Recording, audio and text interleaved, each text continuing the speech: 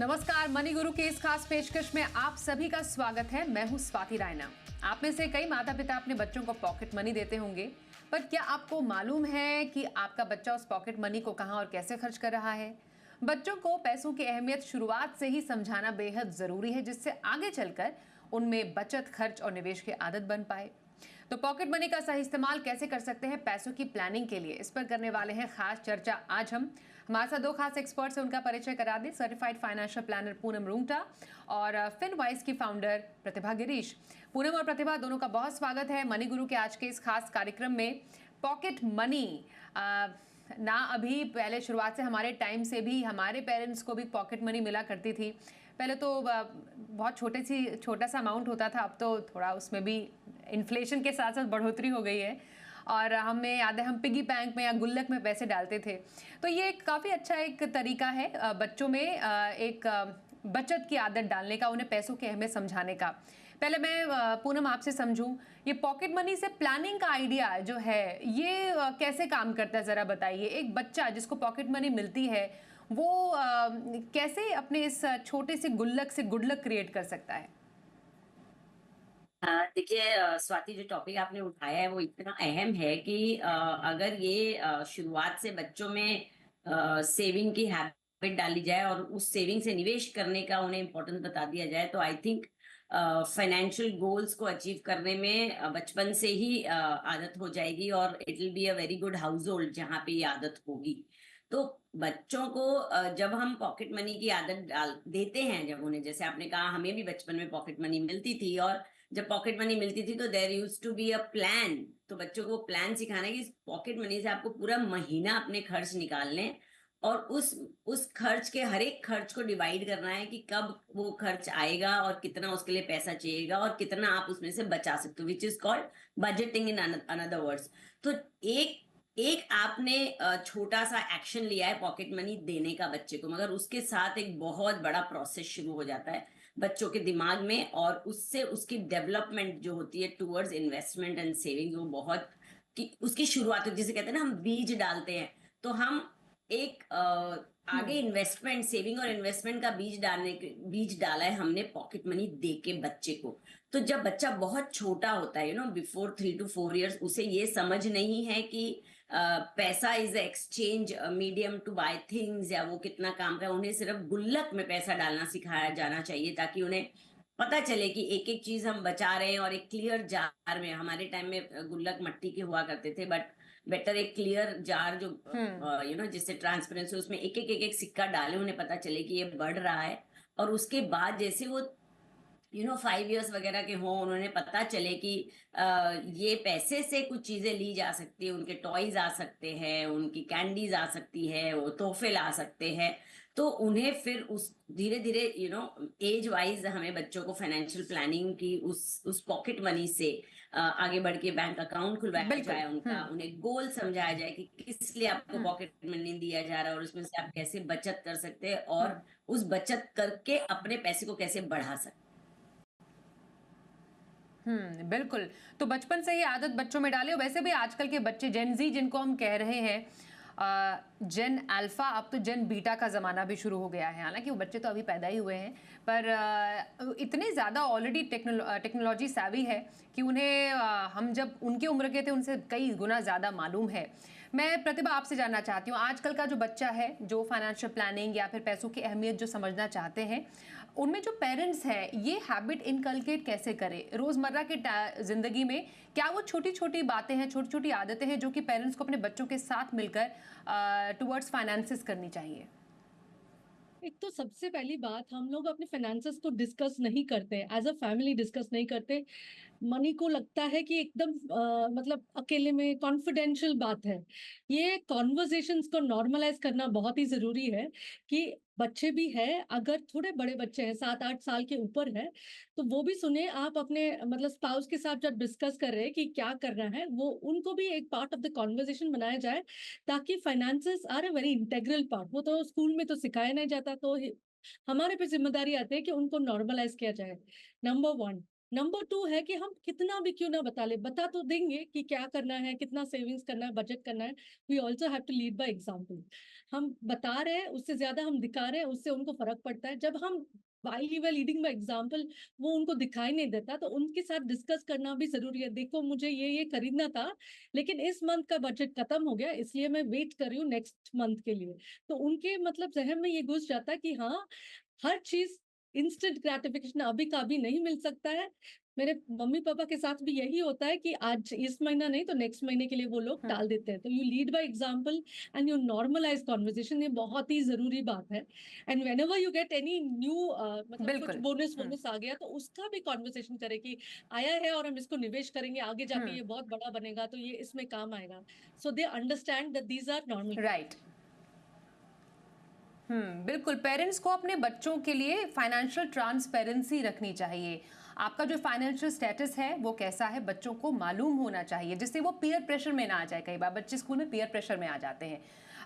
और मैं आपको बताऊं, आज हम कुछ दर्शकों के सवाल भी शो में शामिल करेंगे। और ये जो टॉपिक हमने आज का चुना है वो क्यों आज हमने चुना, वो मैं अब आपको बताने जा रही हूँ कि बच्चों में ये जो हैबिट है फाइनेंशियल प्लानिंग की इनकलकेट करना क्यों ज़रूरी है। बच्चे क्यों खुद इतने ज़्यादा अवेयर हो गए हैं, ये भी एक बहुत बड़ा रीज़न है। वो इसलिए भी क्योंकि हमारी जो पहली कॉलर हैं वो एक बहुत बड़ी वजह है आज हमारे टॉपिक भी सिलेक्ट करने की। मैं संस्कृति उनका स्वागत करती हूँ हमारे मनी गुरु शो में, जो हमारे साथ फोन लाइन पर मौजूद है। संस्कृति, हाय, कैसे हो आप? मैं ठीक हूँ। संस्कृति, आप ज़रा अपने बारे में कुछ बताओगे? आपने हमें कांटेक्ट किया, आप अपने बारे में कुछ हमसे पूछना चाह रही थी। आप कौन सी क्लास में पढ़ती हैं, आप कितनी उम्र की हैं, और आपने मनी गुरु जैसे शो, जो फाइनेंशियल प्लानिंग का शो है, उसमें क्यों कॉल किया, उसमें सवाल क्यों भेजा? मैं क्लास 7th में पढ़ती हूँ। मेरा ये क्वेश्चन है कि मैं अपने मनी को सेव कैसे करूँ।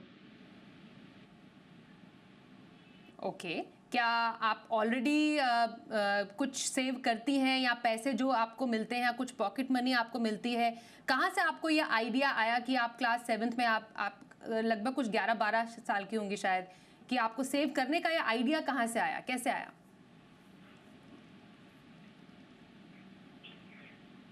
संस्कृति? हाँ जी। वो तो ये मुझे एक बात बताओ, आपको पॉकेट मनी मिलती है क्या? हाँ जी।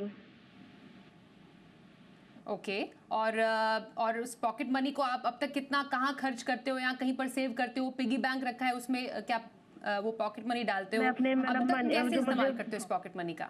मैं पॉकेट मनी को रखती हूँ, तो जब मुझे जरूरत पड़ेगी तभी मैं उसको यूज करती हूँ। वैसे तो मुझे कभी जरूरत नहीं पड़ती है, बट मुझे ऐसा कुछ वो नीड नहीं है कि मैं उसको खर्च करूँ।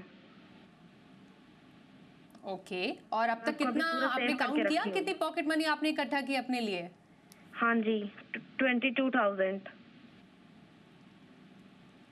22,000 पॉकेट मनी आपने अब तक सेव की है। अमेजिंग संस्कृति, आप बहुत एक इंस्पिरेशन है एक्चुअली। मैंने तभी आज का ये टॉपिक आपकी वजह से ही उठाया, क्योंकि आप स्कूल में पढ़ती हैं और स्कूल में पढ़ते हुए अपनी पॉकेट मनी को आप सेव करके कहीं पर आप उसको इन्वेस्ट करना चाहती हैं। कहाँ इन्वेस्ट करना चाहती हैं, कुछ आइडिया आपने कुछ इसके बारे में प्लानिंग की है? नहीं, अभी तो नहीं करी। ओके, ठीक है, तो हम आपके लिए आपकी मदद के लिए यहाँ पर हैं, और मैं पूनम आपके पास आऊँगी। ये एक्चुअली मैं वही बता रही थी, आजकल की जो जनरेशन है वो ऑलरेडी इतनी अवेयर है अपने पैसों को लेकर। पॉकेट मनी लगभग 22,000 रुपये जो है संस्कृति ने इकट्ठा की है, वो चाह रही है कि वो कहीं पर भी उसे इन्वेस्ट करें। अब बताइए, क्योंकि वो तो अभी अडल्ट भी नहीं है, 18 साल से नीचे हैं, अगर इन्हें कहीं अच्छी जगह पे पैसे लगाने हैं तो कहाँ पर आप इनको एडवाइस करेंगी अभी?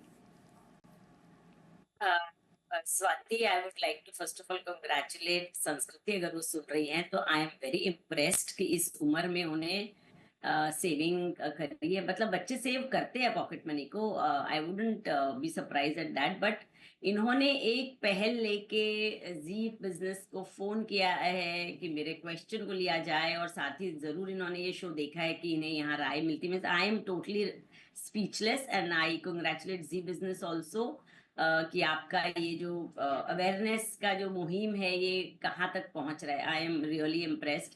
तो जहाँ तक संस्कृति के क्वेश्चन का सवाल है, संस्कृति, सबसे पहले तो तुम्हें ये जानकर खुशी होगी कि 250 रुपए एक कम अमाउंट नहीं है। आप इससे लाखों बना सकते हैं। अभी आप सिर्फ 10 साल के हैं। आपका पहला जरूरत जब पैसे का एडल्ट होने पे मिलेगा, जरूरत पड़ेगी। सपोज आप 18 साल में आपको पैसे चाहिए, अनदर 7 ईयर्स के बाद, तो आप सिर्फ 250 रुपए से भी 1.5 लाख रुपए की बचत जमा कर सकती हैं। That is the power of money. Save तो करिए, मगर साथ में उसको सही जगह निवेश करिए ताकि आपका पैसा और पैसे को कमा सके। That is the whole point.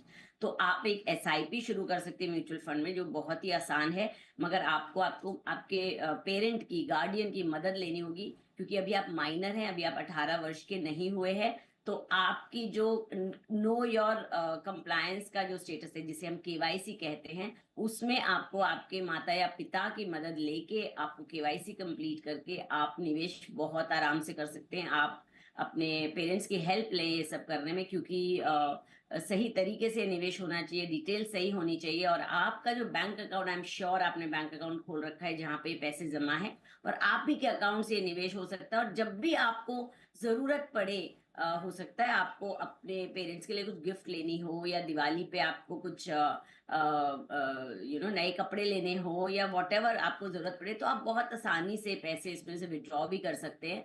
तो आप शुरुआत करिए, and we are always there to help you. और स्टार्टिंग के लिए आप HDFC फ्लेक्सी कैप में निवेश शुरू कर सकती हैं, कोई इंडेक्स फंड ले सकती हैं जहां पे आपका पैसा, इमेजिन 250 रुपए getting divided in all the index के सारे स्कीम्स को मिरर कर ले, या आप ICICI प्रू का लार्ज या मिड कैप में ले सकते हैं। स्कीम कोई भी चुने, आप शुरुआत तो करें, बिकॉज ये छोटी शुरुआत आगे चल के बहुत बड़ी होगी। और साथ में मैं एडवाइस दूंगी संस्कृति आपको कि जैसे जैसे आपकी पॉकेट मनी बढ़ेगी उम्र के साथ, या आप ज्यादा बचत कर पाओगे, तो आप 250 से 300 500 बढ़ाएं अपनी SIP, ताकि by the time you are graduate आपके पास आपकी खुद की बहुत बड़ी जमा पूंजी हो। और ये जो AMC की तरफ से सुविधा दी गई है कि मात्र 100 रुपए की बचत से भी आप SIP शुरू कर सकते हैं, इसका उपयोग जरूर करना चाहिए।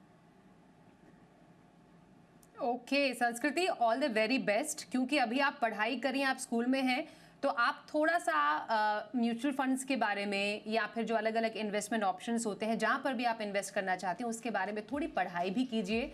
हमारी जो एक्सपर्ट्स हैं उन्होंने आपको राय भी दी है।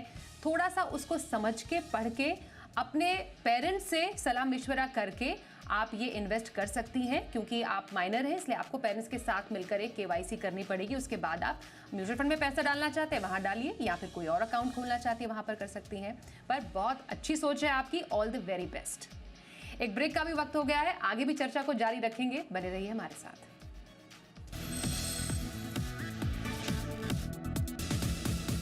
आइए मनी गुरु में एक और कॉलर से बात करते हैं। हमारे साथ शो में मौजूद हो चुके हैं फोन लाइन पर सुधीर जी। नमस्कार सर, बताइए, स्वागत करते हैं आपका मनी गुरु में। क्या जानना चाह रहे हैं हमारे एक्सपर्ट से? नमस्कार मैम, मेरा जस्ट पोर्टफोलियो रिव्यू कर ले। मैंने 2 पोर्टफोलियो शेयर किया है, और दोनों में पारस्परिक फ्लैक्सी कैप कॉमन है, तो सही है कि कुछ बदलाव की जरूरत है? थोड़ा सा बताइए, आपकी और आपकी पत्नी का ये पोर्टफोलियो है, आपका जो टारगेट है रिटायरमेंट प्लानिंग का है? हाँ मैम। ओके, और आपने मेंशन किया है 15 साल में अराउंड 5 करोड़ तक का आपको टारगेट चाहिए होगा राशि, निवेश राशि का। राइट। ओके, मैं ऑल राइट। प्रतिभा, आपके पास आऊंगी। सुधीर जी और उनकी वाइफ का ये पोर्टफोलियो, थोड़ा सा पोर्टफोलियो स्टडी करेंगी। क्या ये 5 करोड़ इकट्ठा कर पाएंगे मौजूदा SIP राशि से?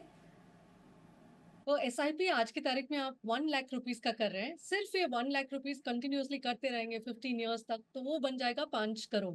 जो आपको टारगेट आपने बनाया वो सिर्फ SIP से ही बन जाएगा। लेकिन क्योंकि आपका इनकम बढ़ रहा है, आप उसको 10% से सिर्फ बढ़ाते रहोगे, स्टेप अप SIP करोगे, तो वो बन जाएगा 8.6 करोड़। तो मेरा सुझाव यही होगा कि आप जरूर स्टेप अप कीजिए, क्योंकि आपको जो लग रहा है आज की तारीख में 5 करोड़ रिटायरमेंट के लिए काफी है। 15 साल बाद शायद थोड़ा कम पड़ेगा, इसलिए आप स्टेप अप कीजिए। इसके अलावा आपका जो 50 लाख का इन्वेस्टमेंट, जो लमसम अभी आपका इकट्ठा हो गया 50 लाख, वो भी तो ग्रो होगा 15 साल में, वो हो जाएगा 2.73। तो टोटल अगर आप स्टेप अप नहीं करेंगे तो आपका कॉर्पस बन जाएगा 7.73 करोड़, और अगर आप स्टेप अप करेंगे तो बन जाएगा 11 11.33 crores. तो I think you should go for 11.33 crores because जैसे आपका खर्चा ना एवरी 10 years में 7% के हिसाब से डबल होता रहेगा. तो इस हिसाब से रिटायरमेंट कॉर्पस बहुत बड़ा होना बहुत जरूरी है. जहां तक आपका पोर्टफोलियो का सवाल आपने पूछा, पराग पारेख दोनों के पास है. Absolutely you know tax purpose की वजह से भी फर्स्ट इन्वेस्टर अलग हो या जॉइंट में भी अलग हो सकता है. इट्स एक्सीलेंट फंड, तो आप बने रहिए उसमें. There is no need for you to change it. अगर आप दोनों का पोर्टफोलियो मिलाया जाए तो आज की तारीख में जो लार्ज कैप है, लार्ज कैप में सिर्फ आपका 48% लार्ज कैप में है और 31% स्मॉल कैप में है. तो in today's market conditions it may make sense for you कि आप स्मॉल कैप को थोड़ा कम करें और लार्ज कैप में बढ़ा दीजिए अपना एसआईपी का रकम. ये स्टेबिलिटी के लिए बहुत अच्छा है, लॉन्ग टर्म के लिए भी अच्छा है, खास तौर पे आज की तारीख में. तो आप दो स्मॉल कैप में आप और वाइफ के बीच में एक निपॉन में कर रहे हैं 6,000 का और एक एमओएसएल का स्मॉल कैप में कर रहे हैं 12,000 का. तो हमारा ये सुझाव रहेगा कि आप 12,000 का जो कर रहे हैं एसआई एमओएसएल स्मॉल कैप में उसे बंद कर दीजिए आज के तारीख में because it's a small cap. और वही फंड्स को आप आपका एग्जिस्टिंग जो अच्छे फंड्स आपके एसबीआई कॉन्ट्रा और इन्वेस्को कॉन्ट्रा उसमें 6,000 बढ़ा दीजिए. उससे क्या है कि आपका पोर्टफोलियो थोड़ा और बैलेंस हो जाएगा. 56% विल बी लार्ज और 23% मिड और 21% स्मॉल. फंड चॉइसेस तो अच्छे हैं और इसी में बने रहेंगे. ओके सुधीर जी, आपको और आपकी वाइफ को निवेश के लिए बहुत बहुत शुभकामनाएं देते हैं हम. अगले कॉलर है मयंक कुमार गुप्ता हमारे साथ फोन लाइन पर. नमस्कार मयंक जी, बताइए क्या जानना चाहेंगे निवेश के बारे में. Good evening all of you. मेरा सवाल यही था, मेरी कुछ इन्वेस्टमेंट करी हुई है मैंने पोर्टफोलियो में, उसको मैंने ऑनलाइन आपके साथ शेयर करा हुआ है. तो मुझे उसमें रिकमेंडेशन चाहिए. एक तो मेरा होम लोन चल रहा है 30 लाख रुपीज का, तो उसके लिए मैं कोई एक्स्ट्रा सिप जैसे 10% बोला जाता है 10% सिप करूं तो किस में इन्वेस्टमेंट करूं. First is that. सेकेंडली एक मैंने कार लोन लिया है अभी रिसेंटली, उसको अगर मुझे रीपे करना है जल्दी तो is it better to start a SIP against that और या मैं फिर प्री पेमेंट स्टार्ट करूं उसमें. Then third question is for my daughter, she is 6 months old now. तो मुझे 15 इयर्स में कुछ पैसा चाहिए for her education. And then 22 years make around not a marriage kind of thing, but marriage भी हो सकता है, but for further studies as well. I want 1 crore rupees, and for one retirement I want at least 2 CR after 20 years. Okay बिल्कुल, आपका question बिल्कुल clear cut है मयंक जी, इसलिए मैं सीधा पूनम के पास जाऊंगी और जानना चाहूंगी. बिल्कुल क्लियरली डिफाइंड इनके टारगेट्स हैं. बताइए पूनम, कुछ बदलाव की जरूरत, कैसा लग रहा है पोर्टफोलियो. स्वाति, ये एक सवाल नहीं, एक सवाल में अनेक सवाल है, तो हम एक एक करके उसको एड्रेस करते हैं. सबसे पहले तो जो इनका सवाल है कि होम लोन का जो इंटरेस्ट रिकवरी उसके लिए ये और एक एसआईपी शुरू करे क्या. So this is an excellent strategy. आप अगर ऐसा करते हैं तो लॉन्ग टर्म में आपको ये पर्टिकुलर गोल को आप ईयर मार्क करके जब करते हैं और इसको मॉनिटर करते हैं तो आप डेफिनेटली आपके इंटरेस्ट की रिकवरी कर सकते हैं. मगर आपके पास उतना एक्स्ट्रा बजट होना चाहिए ये करने के लिए. हम नॉर्मली लोन लेते हैं बिकॉज हमारे पास उस वक्त लमसम नहीं होता और हम टैक्स का भी फायदा उठाते हैं. तो आप ये कर सकते हैं अगर आपके पास एक्स्ट्रा बजट हो. वरना एक और रास्ता है इसका कि आप रीफाइनेंसिंग करिए अपने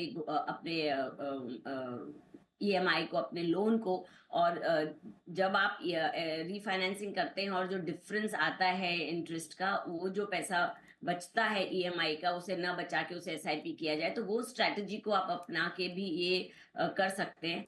दूसरा कार लोन का रीपेमेंट है, तो मुझे ये पता नहीं कि आपने कितने दिन पहले लिया है. नॉर्मली क्या होता है कि हम जब लोन शुरुआत करते हैं तो हम इंटरेस्ट पेमेंट को ही पहले रीपे करते हैं और प्रिंसिपल का बहुत कम उसमें योगदान होता है. और जैसे जैसे टेन्योर बढ़ता है तब हम प्रिंसिपल की तरफ आते हैं. तो अगर आपका इंटरेस्ट ऑलरेडी पे हो चुका है तो आपको रीपेमेंट करने की जल्दी नहीं करनी चाहिए. उसको आप एसआईपी की तरफ रुख कर सकते हैं अगर आपके पास एक्स्ट्रा पैसा हो तो. सो ये डिटेल जानना बहुत जरूरी है टू स्ट्रेटेजाइज आपके ये दोनों प्लान्स. अब रही बात आपके गोल्स की, तो आपने जो 3 गोल बताए हैं, 75 लाख रुपीस 15 साल में अगर जमा करने हैं तो आपको कम से कम 12,000 की एसआईपी करनी ही होगी. ये तब जब आप मार्केट का रिटर्न 12 से 15% के बीच में हो. तो अगर मार्केट ज्यादा रिटर्न दे रहा है तो आपको कम में भी आपका गोल अचीव हो सकता है. मैरिज 1 करोड़ में अगर 1 करोड़ का गोल लेके आप 22 साल के बाद चलते हैं, और जैसे अभी अभी प्रतिभा ने बहुत अच्छी तरीके से समझाया कि आज आपको लग रहा है 1 करोड़ इनफ होंगे, मगर 22 साल is a very long term, और हर 7 साल में पैसे डबल होते हैं आप इन्फ्लेशन की वजह से। वो एक मद्देनजर जरूर रखेंगे आप लॉन्ग टर्म गोल्स के लिए। तो आपको फिलहाल जो आपने बताया कि 1 करोड़ चाहिए 22 साल में, तो आपको उसके लिए 5,000 की SIP करनी होगी। जी और रिटायरमेंट कॉर्पस के लिए 2 करोड़ जी के लिए आप 20 साल में आपको कम से कम 13,000 की SIP करनी हम्म होगी। तीनों गोल्स को मिलाए तो कुल मिला के आपको कम से कम 30,000 रुपए की SIP करेंगे तो आपकी तीनों गोल्स मौजूदा जो रकम बताइए ओके तो उसमें आप अचीव कर सकते हैं। और उसके सामने देखेंगे तो हमारे पास ओके 15,000 की अभी SIP चालू है। तो बिल्कुल आपको SIP या तो 30,000 की करनी होगी, या अभी जैसे हम स्टेप अप की बात Right. करते हैं, आप 20 से 25% हर साल स्टेप अप करें। और ये जो फंड्स का चुनाव किया ये बहुत अच्छा है। आपके पास 6 फंड्स हैं, 6 बहुत डाइवर्सिफाइड हैं और अलग अलग अच्छी AMC डाइवर्सिफिकेशन भी है। बस मैं यहाँ देख रही हूँ बिल्कुल। कि एक स्मॉल कैप मिसिंग है, तो आप स्मॉल कैप ऐड कर ले, चाहे टाटा स्मॉल कैप या कैनरा का स्मॉल कैप। बिल्कुल, तो आपको टाटा स्मॉल कैप या Canara Robeco small cap add करने की यहाँ पर सलाह आ रही है पूनम की तरफ से। बाकी आपके फंड्स काफ़ी पसंद आ रहे हैं पूनम को, थोड़ा सा आप स्टेप अप करके इस अपने निवेश की जर्नी को आगे बढ़ा सकते हैं। मयंक जी बहुत बहुत आपको हम शुभकामनाएं देते हैं, बहुत धन्यवाद। मैं अपने आज के एक्सपर्ट्स का भी करना चाहूँगी, प्रतिभा और Poonam, thank you so much हमारे साथ मनी गुरु में आज शामिल होने के लिए। एक ब्रेक का भी वक्त हो गया है, देखते रहिए जी बिजनेस।